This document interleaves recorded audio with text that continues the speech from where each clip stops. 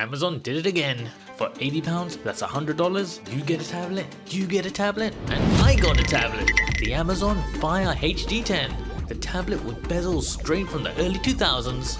This ultra accessible tablet might just be your next gift for grandma. But is it actually good? For just $100, there has to be a catch, right?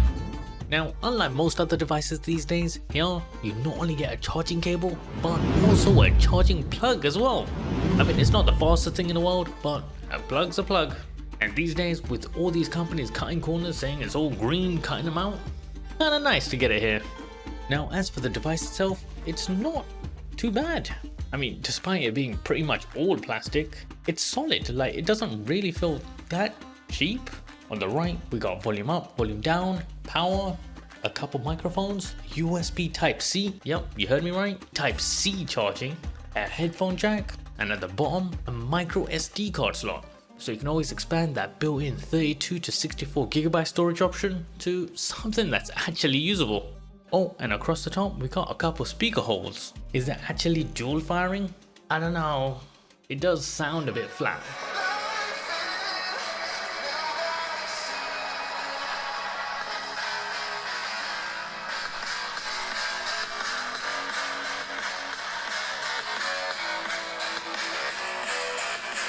It's a budget device, come on.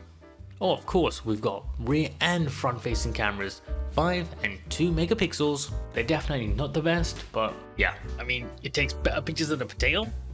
Now, as for the display itself, it's a 10.1 inch 1080p screen, which comes in with 224 ppi.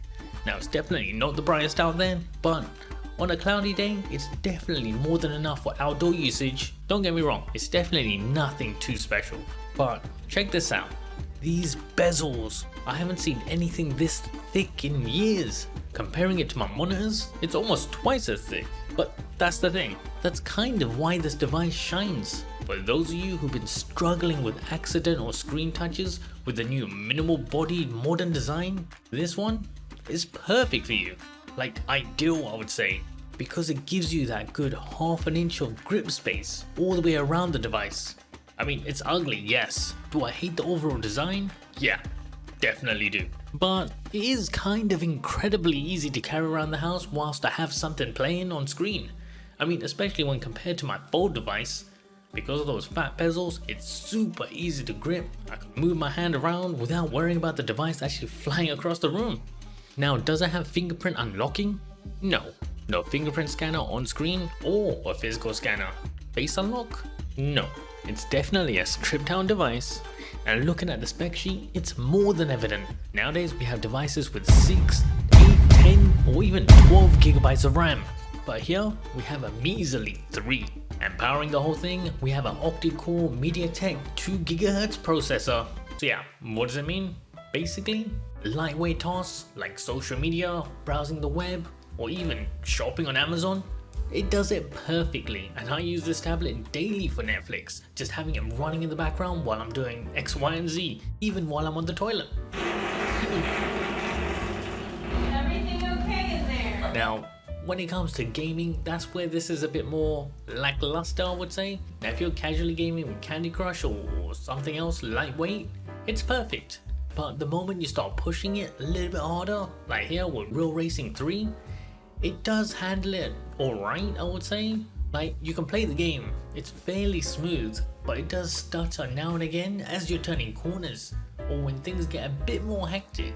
So if the tablet's like that with this game, I'm not too sure it's going to handle Call of Duty or Genshin Impact even at maximum settings, maybe on the minimums. But yeah, just keep that in mind, it's definitely not a gaming tablet. Oh yeah, and that 3 gigabytes of RAM, it's a bottleneck and a half. Like, look at this, just jumping back to the home screen, it takes forever to load. Like, who greenlit this? And if you have multiple tabs open on Chrome, yeah, good luck. Now this tablet does run Fire OS, Amazon's custom Android skin, which is simple to say the least. You have the homepage, which houses all of your apps as well as some suggestions or the most recent ones that you've used in the past. And swiping to the left, you've got the For You page, which has recommendations of shows, games, things to read, listen to. It's basically the Amazon store built right within the OS itself, really. Now personally, I do love the simplicity of it. You swipe to get around and everything's pretty much there right in front of you. Literally, the entire Amazon ecosystem. And of course, if you got Amazon Prime, you're going to get the most out of it. But ads, literally all over the place. From the recommendations to the lock screen, there's ads. I mean, they're not that intrusive, they're just there, really. They don't pop up on your screen to annoy the hell out of you like they do in most games. But just seeing them continuously is just a nuisance at the end of the day. And of course, it's Amazon. They make it super easy to buy everything. Just like the Amazon website itself, you're literally just a couple clicks away, if not just one, from purchasing something. So, is it actually good? Should you actually buy it? I mean, $100 is pretty decent, to be fair. Like, if you're just looking for something to consume media on, and you're not really looking to play any games or do any heavy tasks on it, it's pretty good. Speakers are decent, screen's decent, and the OS itself is super simple. So if you're someone who gets easily confused with all of the many options built within Android, but you don't want to be locked into iOS, this might actually be the one. It's super simple to use with massive icons, and all of your stuff is just there, really. I mean, sure, it might just be for grandma, but I use it, and some of you guys might actually enjoy it as well. Amazon just has to increase the RAM. And what else we got?